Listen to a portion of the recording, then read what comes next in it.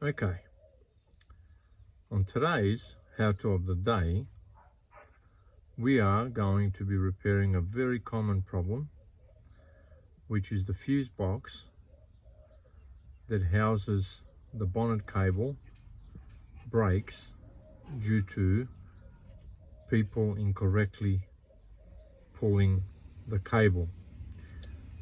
We're going to have to replace the cable as well, but that's going to be on another video. As you can see, that's well broken and it should live on the bottom here and have a nice handle, but that is broken to the point where there's no possible way of repairing it, only to replace it. So that's what we're going to do. We're going to replace the fuse box on today's video. Right, now how we're going to remove this, it only has 3 bolts that are 8mm. The first one you can see through this hole, you can get at it. It's a bit hard to see on the camera, but there it is. That's him right there in the background. That's one. Number 2 is a lot harder to get at, which is up here. There's number 2. And number 3 is hiding behind this cable, which is this bottom one down here, right there. So we need to remove them 3 in order to drop the fuse box down, and then we're going to unplug it accordingly. So let's do it.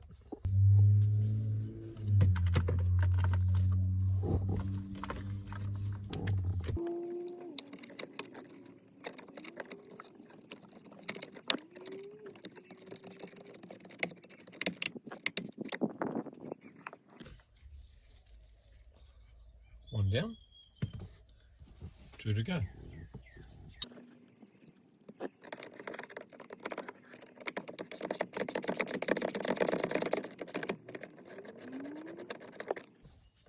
Two down, 1 more to go. Now for this one, we're going to unplug this cable just to make it easier for ourselves.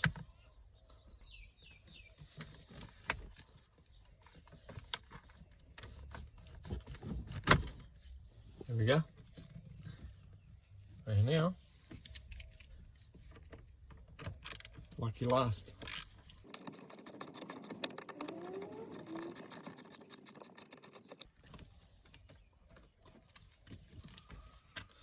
Now this one is a little bit different, only because it's a earth or grounding bolt, and of course he goes down there.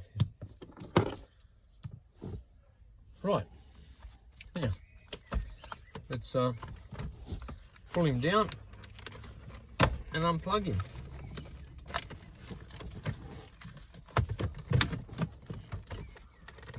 As you can see, this is all plugged in from behind.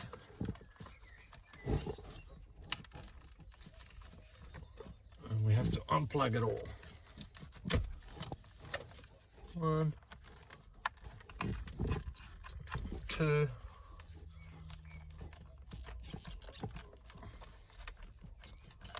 3,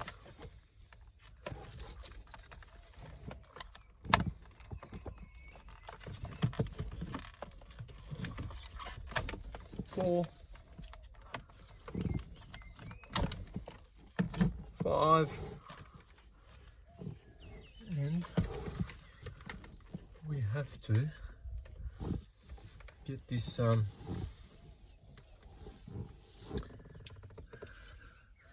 OBD2 plug, which is right there, and that's what's going through that hole. So we're going to have to push him back and feed him through there, so that way we can remove the fuse box.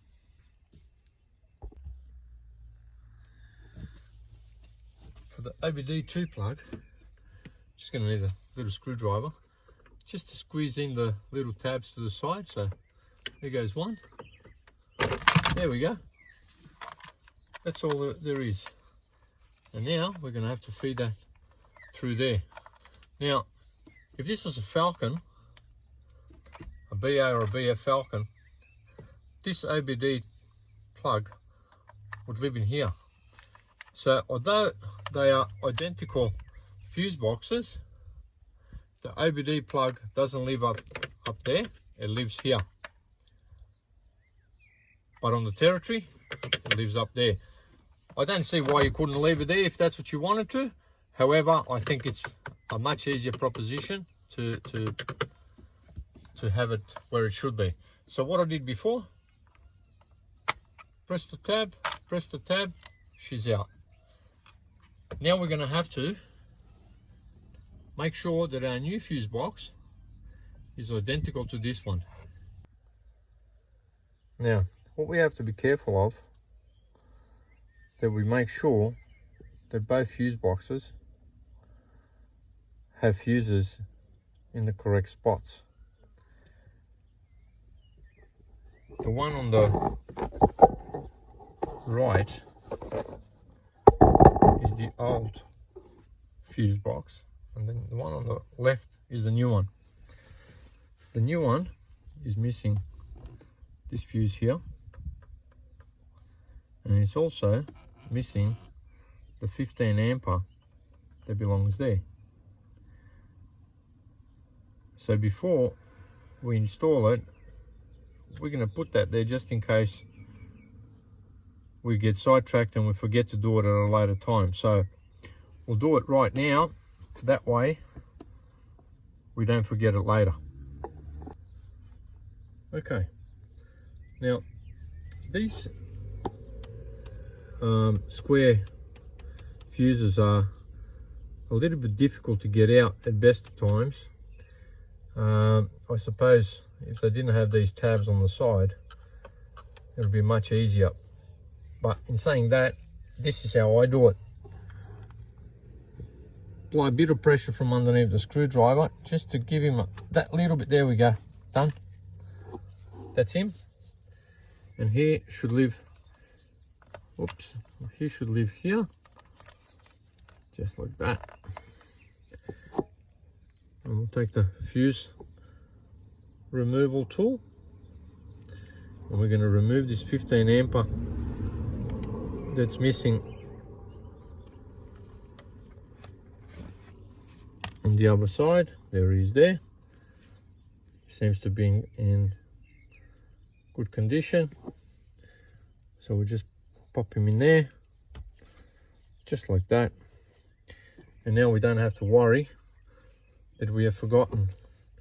And we're going to give him the little fuse puller as it was missing in our old one. So this one we can put aside, we don't need anymore, and we shall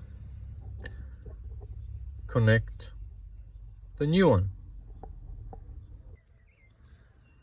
Okay, now we're going to reinstall our fuse box where it lived. We're going to do everything in reverse, of course, to how we took it out. So we're going to feed our OBD2 through there so we don't forget it, and back in. There we go, done. That simple. Now, all of these cables fit one way only, so you can't make a mistake. Just try and go in the order that you remove them, because of the actual length of each one. They're not going to stretch out as far as you'd like them. So we'll start with that one, which is the shortest one. I believe this grey one is the next one. That's two. little brown one, 3, little grey one, 4, and a big grey one, 5. There we go. And that goes there.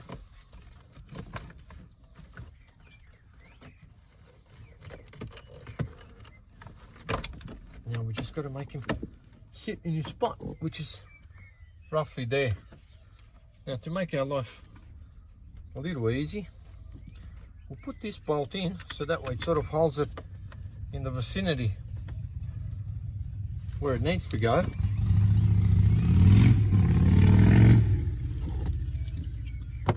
And then we'll do the two that are a bit harder. There we go. Just like that.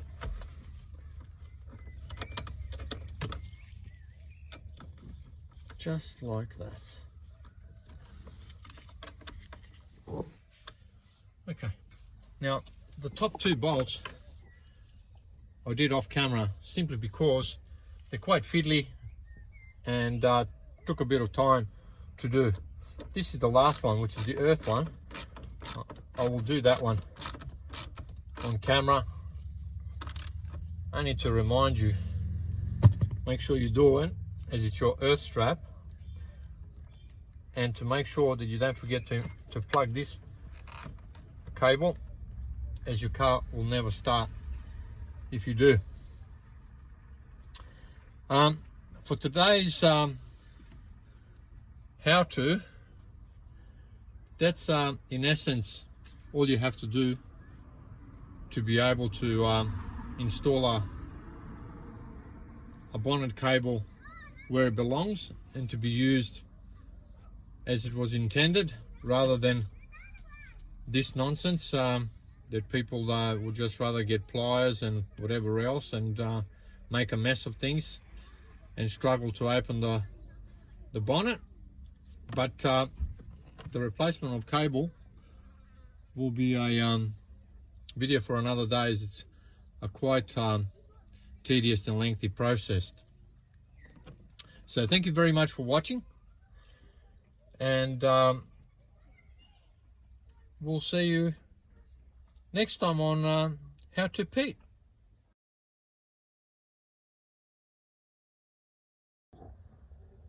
Now, just to show you the difference between the old and the new.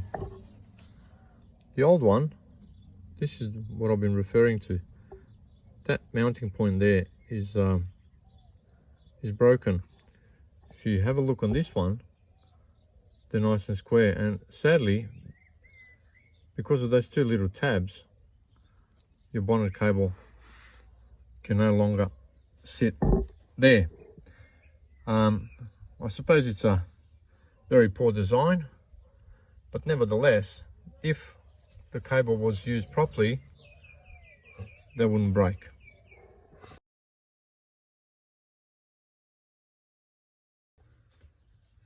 Right, I thought I would show you how the cable, the bonnet cable, attaches to the fuse box, only because once it's mounted, it's going to be very difficult to illustrate or to show.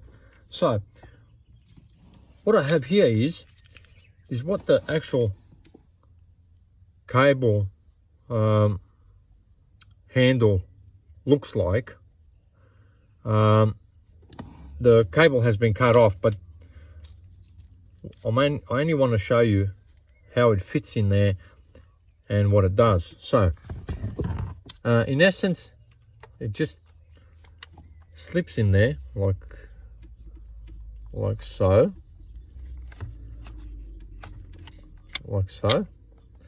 and then once it slips to the back of it, you just pull it forward, and that in essence is how it should be. Now, why does it break?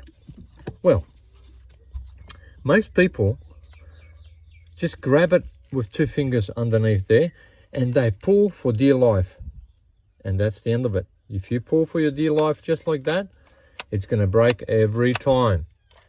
The way you're meant to do it is you're meant to rest your thumb on here first, and just use the motion in your fingers by applying pressure on the handle with your thumb and pulling down the bottom. By this time the bonnet would have opened, and that's it. And if you do that, that will last forever and a day. Righto.